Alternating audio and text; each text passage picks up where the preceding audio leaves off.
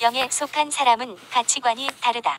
고린도전서 2장 12절 우리가 세상의 영을 받지 아니하고 오직 하나님으로부터 온 영을 받았으니 이는 우리로 하여금 하나님께서 우리에게 은혜로 주신 것들을 알게 하려 하심이라. 13절 우리가 이것을 말하거니와 사람의 지혜가 가르친 말로 아니하고 오직 성령께서 가르치신 것으로 하니 영적인 일은 영적인 것으로 분별하느니라. 14절 육에 속한 사람은 하나님의 성령의 일들을 받지 아니하나니 이는 그것들이 그에게는 어리석게 보이며 또 그는 그것들을 알 수도 없나니 그러한 일은 영적으로 분별되기 때문이라. 육체적인 만족을 추구하고 그 가운데서 삶을 누리기를 원하는 세상 속에서 우리 그리스도인도 역시 육체적인 본능을 따라 살아가기가 쉽다. 죄성을 꺾지 않고 오래된 습관을 벗어나지 못하면 육성은 더 왕성해질 수밖에 없다. 물질적 풍요에 비해서 정신적인 수준이 턱없이 낮은 세태이다. 과학기술은 빛의 속도만큼이나 급속히 빠르게 발전하고 인간 이성과 논리가 지배적인 사회에서 그리스도인도 휩쓸려 방향을 잃고 있다. 교회 안에서는 활동이 충실할지는 몰라도 사회활동, 일상생활에서는 기독교인의 정체성을 상실하고 겉으로 드러내지도 않는다. 생기 잃은 무기력한 종교인이 양산되고 있다. 한마디로 이중적인 그리스도인이다. 고도문명과 상업주의적 세상은 날로 강하여 가고 이에 교회는 세상의 포로가 되고 때로는 조롱거리가 되기도 한다. 거대한 물질주의의 영은 갈수록 쪼그라들고 병들어 간다. 이런 시대에 사는 우리는 무엇보다 중요한 하나님과의 친밀감을 회복해야 한다. 외적인 활동에 비해 떨어진 내적인 활동의 질을 높여야 한다. 낮아지고 붕괴된 영을 세워야 한다. 정욕에 끌려 맥을 못 추는 영의 힘을 길러야 한다. 파도처럼 밀려오는 세상 문화와 사상에 맞서 거부하고 저항해야 한다.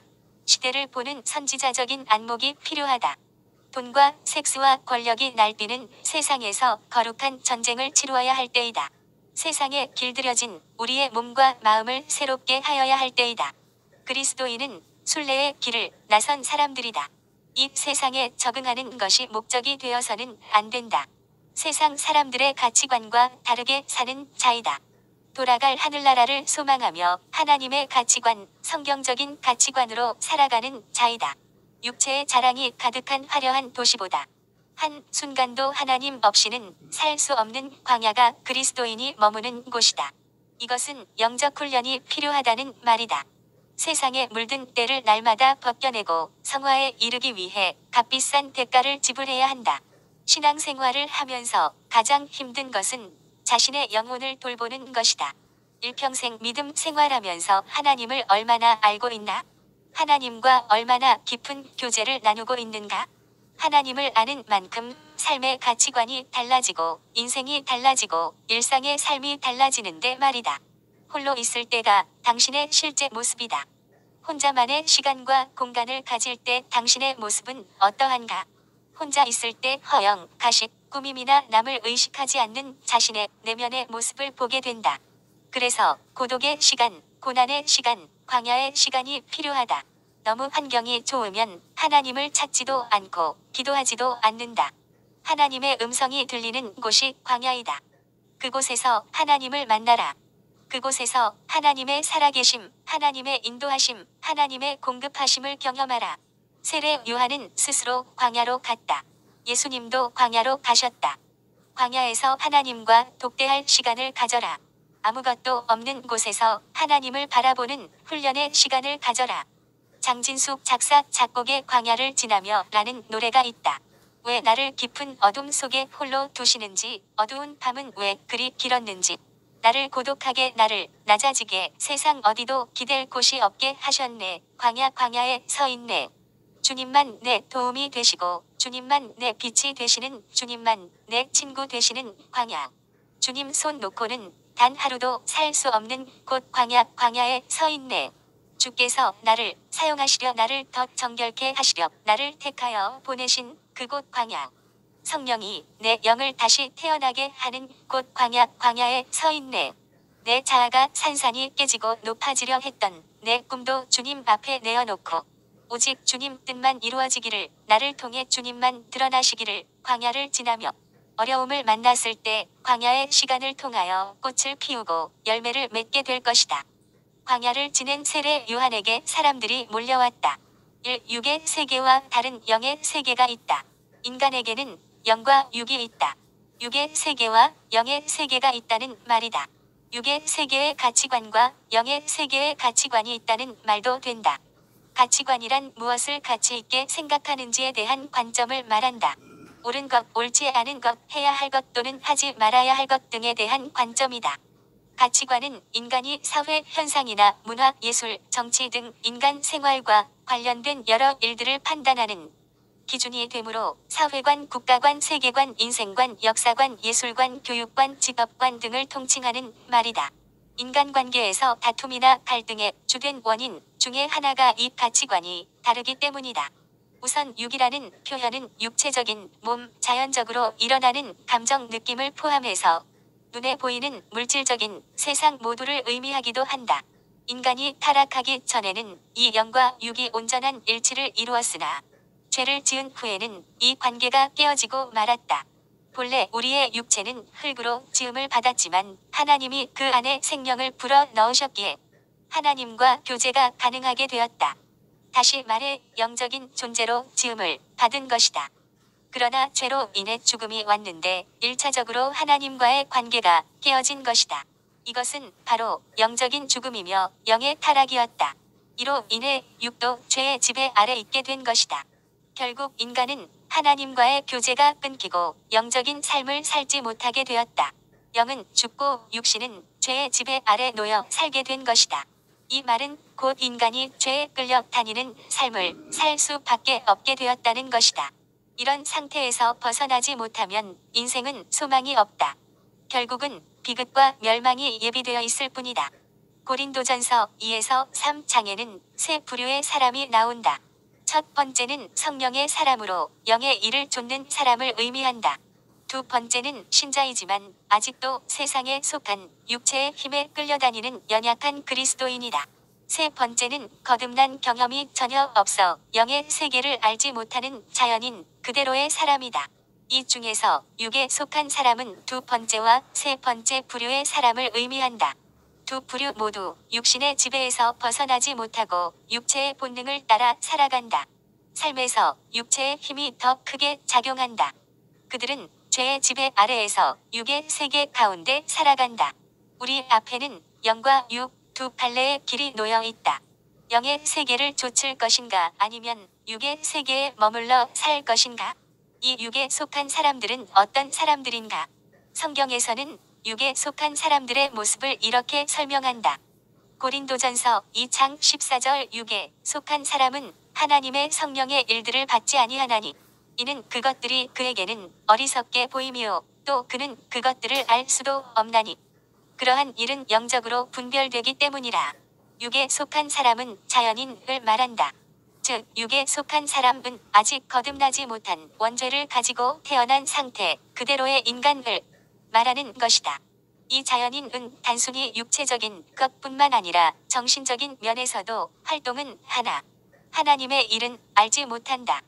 그리고 하나님께서 성령을 허락하셔도 받아들이지 아니한다. 왜냐하면 인간이 자신의 지혜는 뛰어나고 하나님의 지혜는 어리석은 것으로 보기 때문이다.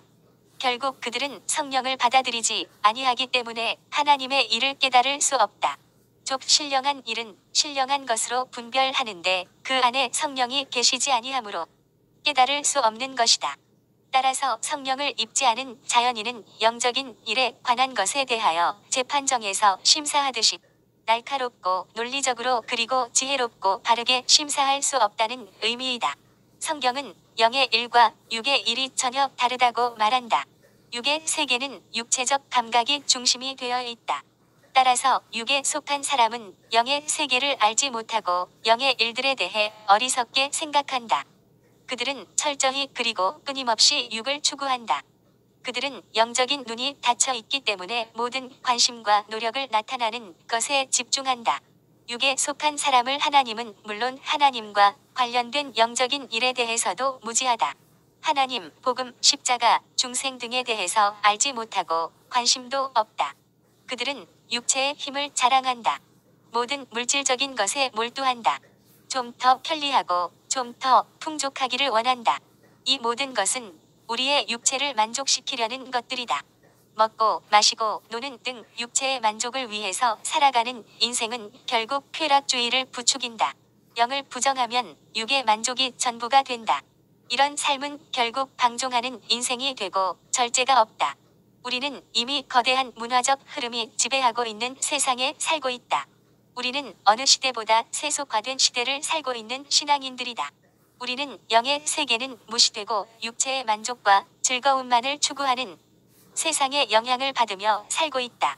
눈에 보이는 현실이 전부라고 생각하고 더 멋지게 보이려고 하고 더 매력적인 것들로 가득 차 있는 육을 추구하는 사람들과 함께 살고 있다. 요즘 들어 건강에 대한 관심이 지대하다. 물론 우리는 건강하게 살아야 한다. 그런데 영의 세계를 알지 못한 채 육체만 건강하게 만들면 그 몸으로 오히려 죄를 짓고 살 뿐이다. 영의 세계를 무시하고 물질 세계만을 믿는다면 두 길로 가게 된다. 한 길은 쾌락주의이고 또 한 길은 허무주의이다. 이 세상은 쾌락적이며 감각적이다. 그런데 쾌락의 세상 안에는 허무가 깔려 있다. 건강한데 재정적인 여유까지 있으면 쾌락적인 삶을 살기 쉽다. 평생 자기 만족을 위해 살게 된다. 물질주의에 사로잡힌 세상을 보라. 육신의 정욕, 안목의 정욕, 이생의 자랑이 주류를 이루고 있다. 그래서 이 시대는 영에 속한 사람으로 살아가기에 참으로 어려운 시대이다. 다른 말로 하면 죄를 짓기에 너무 쉬운 시대이다. 죄악의 밤이 깊어지고 육체의 본능이 춤을 추는 시대에 우리가 살고 있다. 에베소서 2장 3절 전에는 우리도 다 그 가운데서 우리 육체의 욕심을 따라 지내며 육체와 마음에 원하는 것을 하여 다른 이들과 같이 본질상 진노의 자녀이었더니 육에 속한 사람은 육체의 욕심을 따라 지내는 사람이다. 육체의 욕심을 따라 지낸다는 것은 타락한 인간의 본성을 특징적으로 나타내는 말이다. 육체의 욕심을 따라 사는 것은 성령의 인도를 따라 사는 삶과 대조가 되는 삶이다. 육체의 욕심을 따라 사는 삶은 악인들의 삶의 형태이며 성령의 인도에 따라 사는 삶은 의인의 삶이다. 성경은 육체를 따라 사는 자는 반드시 죽을 것이고 성령을 따라 사는 자는 반드시 살 것임을 말하고 있다. 로마서 8장 13절. 육체의 욕심을 따라 사는 자는 본질상 진노의 자녀이다. 본질상 자연적으로 천성적으로 진노의 자녀이다. 이들은 불순종의 아들이다. 이는 모든 인류가 하나님의 진노의 심판을 받을 수밖에 없는 존재임을 나타낸다. 즉 모든 인류는 누구를 막론하고 그리스도를 믿기 전에는 천성적으로 갖고 태어나는 죄로 인해 하나님의 진노 아래 있는 것이다. 모든 인류가 아담의 원죄로 인하여 본질적으로 죄 가운데 살고 있다. 그래서 하나님의 진노의 심판을 면할 수 없는 소망 없는 존재인 것이다. 여기서 육체의 욕심을 따라 지낸다는 말은 육체와 마음이 원하는 것을 전혀 거부하지 않고 육체가 요구하는 대로 마음이 가는 대로 따라 사는 삶을 말한다. 인간의 본능은 얼마나 악하고 더러운지 모른다. 매우 이기적이고 정욕적이고 욕심이 끝이 없다. 그 안에는 악이 가득하다. 요즘 매스컴에는 추하고 상상할 수조차 없는 소식들이 가득하다. 기가 찬 이야기들을 아주 당당하고 태연하고 자랑스럽게 늘어놓는다. 짐승보다 못한 사람들의 이야기가 얼마나 많이 들리는지 모른다. 과거에는 은밀하게 일어났던 일들이 이제는 별일 아닌 것으로 취급되고 일상적으로 일어난다. 우리 안에도 행동으로는 옮겨지지 않은 육체의 본능이 있다. 만약 우리가 생각하는 것을 그대로 꺼내 놓으면 어떻게 될까? 갈라디아서 5장 19절 육체의 일은 분명하니 곧 음행과 더러운 것과 호색과 20절 우상숭배와 주술과 원수 맺는 것과 분쟁과 시기와 분냄과 당 짓는 것과 분열함과 이단과 21절 투기와 술 취함과 방탕함과 또 그와 같은 것들이라 전에 너희에게 경계한 것 같이 경계하노니 이런 일을 하는 자들은 하나님의 나라를 유업으로 받지 못할 것이요. 우리 안에 있는 이런 것들을 잘 살펴보아야 한다. 왜냐하면 이런 일을 하는 자들은 하나님의 나라를 유업으로 받지 못하기 때문이다. 육에 속한 사람이 되면 이 세상과 마귀와 육신을 이기지 못한다. 우리의 영이 살아나지 않으면 이 세상과 마귀와 육신이 우리를 꼼짝 못하게 한다. 육에 속한 사람의 신은 자신의 배이다. 빌립보서 3장 18절 내가 여러 번 너희에게 말하였거니와 이제도 눈물을 흘리며 말하노니 여러 사람들이 그리스도의 십자가의 원수로 행하느니라. 19절 그들의 마침은 멸망이요 그들의 신은 배어 그 영광은 그들의 부끄러움에 있고 땅의 일을 생각하는 자라. 여기는 배는 자신의 육체적 욕망을 말한다. 이것은 땅의 일이요 그리스도의 십자가의 원수로 행하는 것으로 마침내 멸망하는 것이다. 옛 사람이 그대로 살아있는 사람은 육의 세계를 이길 수 없다.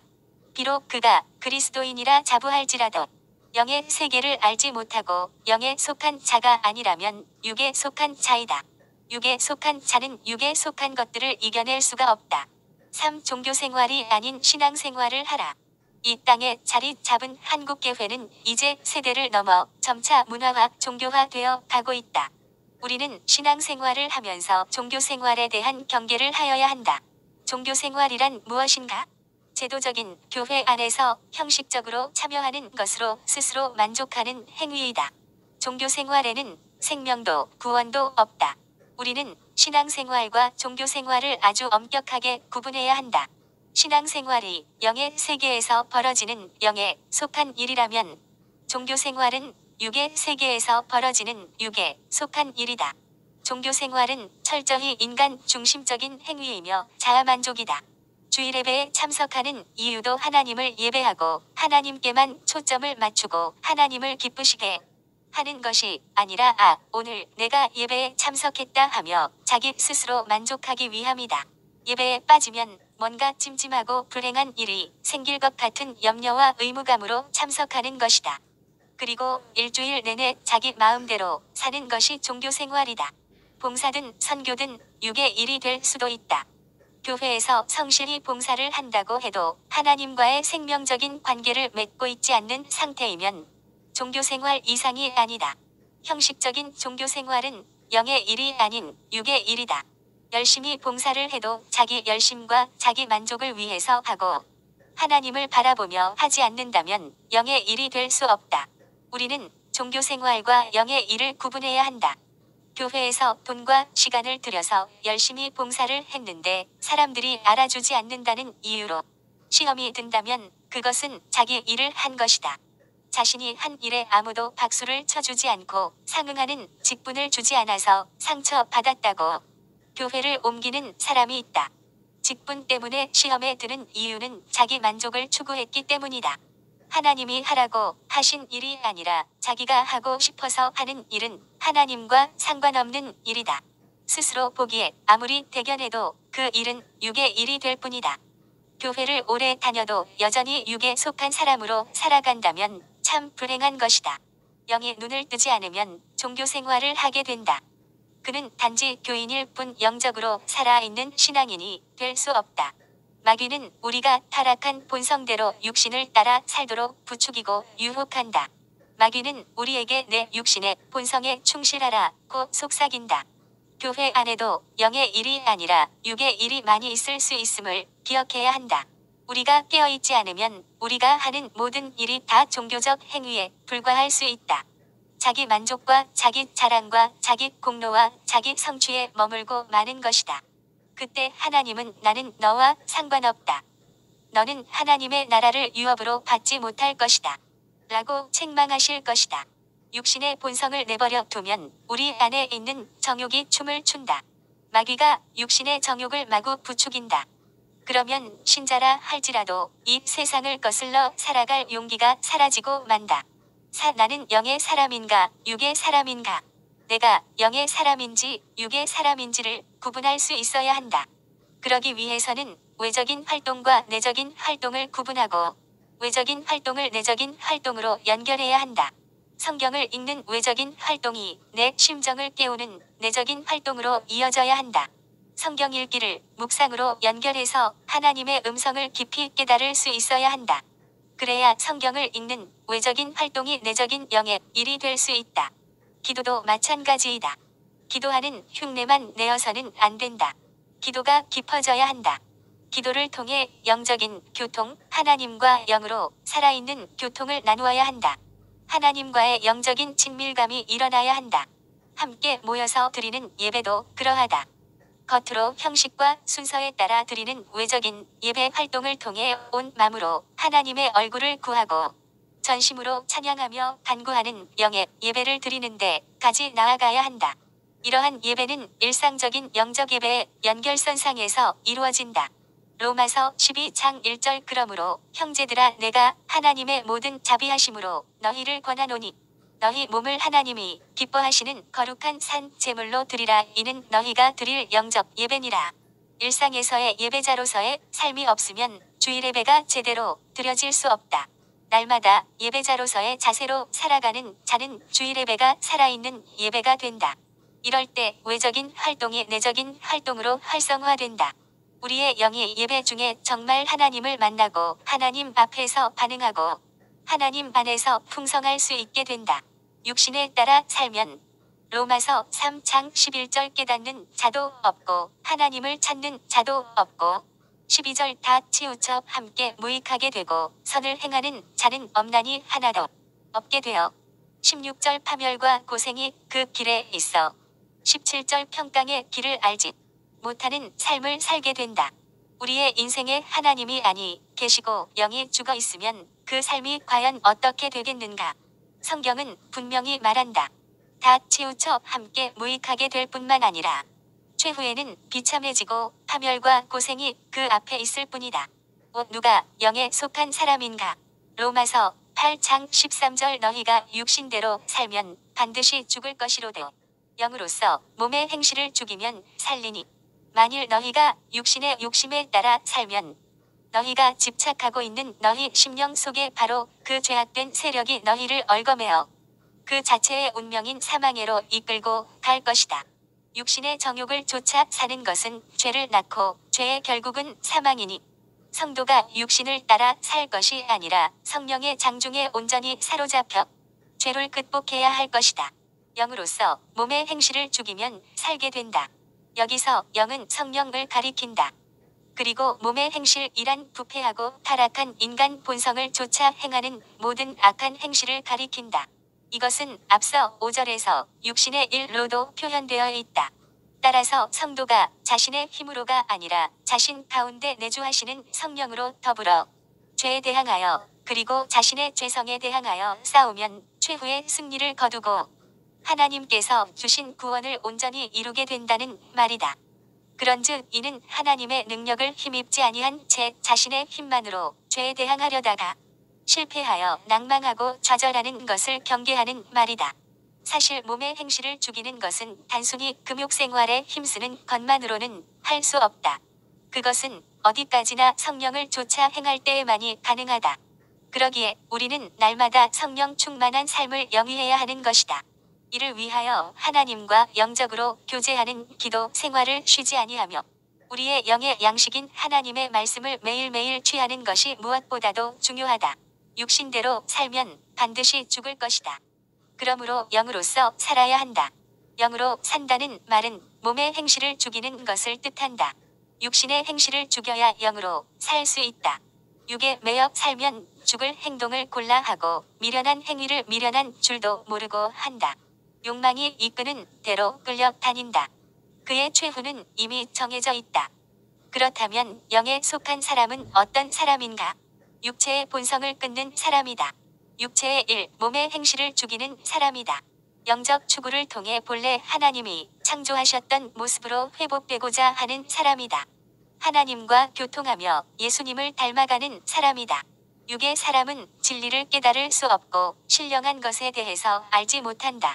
하지만 영의 사람은 하나님의 말씀을 들을 때 하나님의 진리를 깨닫는다. 진리의 성경이 그에게 하나님의 진리를 깨닫게 하시고 가르쳐 주시기 때문이다.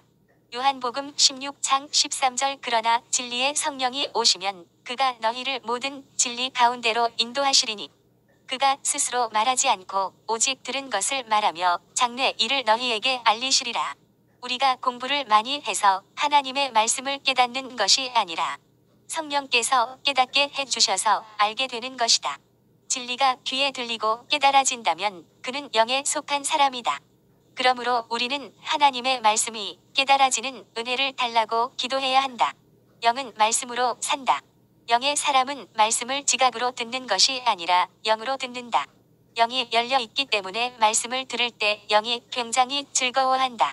영의 사람은 말씀을 들으면 힘이 나고 생기가 돌며 생동감이 넘친다. 살맛이 나고 자신감이 일어난다. 마치 시든 화초에 물을 주면 식물이 살아나듯 영이 말씀에 반응하며 즐거워하는 것이다. 하나님의 말씀을 깨달을 때 우리 안에 영적 이해력과 분별력이 생기고 삶이 열린다. 왜 사람들이 인생을 불쌍하게 살아가는가? 하나님의 말씀에 대한 귀가 열리지 않아 우둔한 삶, 어리석은 삶을 선택하는 것이다. 육에 속한 사람은 눈에 보이는 대로 해석하고 행동한다. 그는 영적 해석을 할 줄 모른다. 영적 해석이란 영적으로 분별하는 것을 의미한다. 하나님의 관점에서 사물과 사건을 보는 것이다. 영의 사람은 말씀을 듣고 성령의 가르침을 통해 영의 세계가 열리고 분별력이 생겨서 어떤 사건이 일어나도 영적 해석을 할 줄 안다. 고린도전서 2장 12절 우리가 세상의 영을 받지 아니하고 오직 하나님으로부터 온 영을 받았으니 이는 우리로 하여금 하나님께서 우리에게 은혜로 주신 것들을 알게 하려 하심이라. 13절 우리가 이것을 말하거니와 사람의 지혜가 가르친 말로 아니하고 오직 성령께서 가르치신 것으로 하니 영적인 일은 영적인 것으로 분별하느니라. 14절 육에 속한 사람은 하나님의 성령의 일들을 받지 아니하나니 이는 그것들이 그에게는 어리석게 보이며 또 그는 그것들을 알 수도 없나니 그러한 일은 영적으로 분별되기 때문이라. 아멘.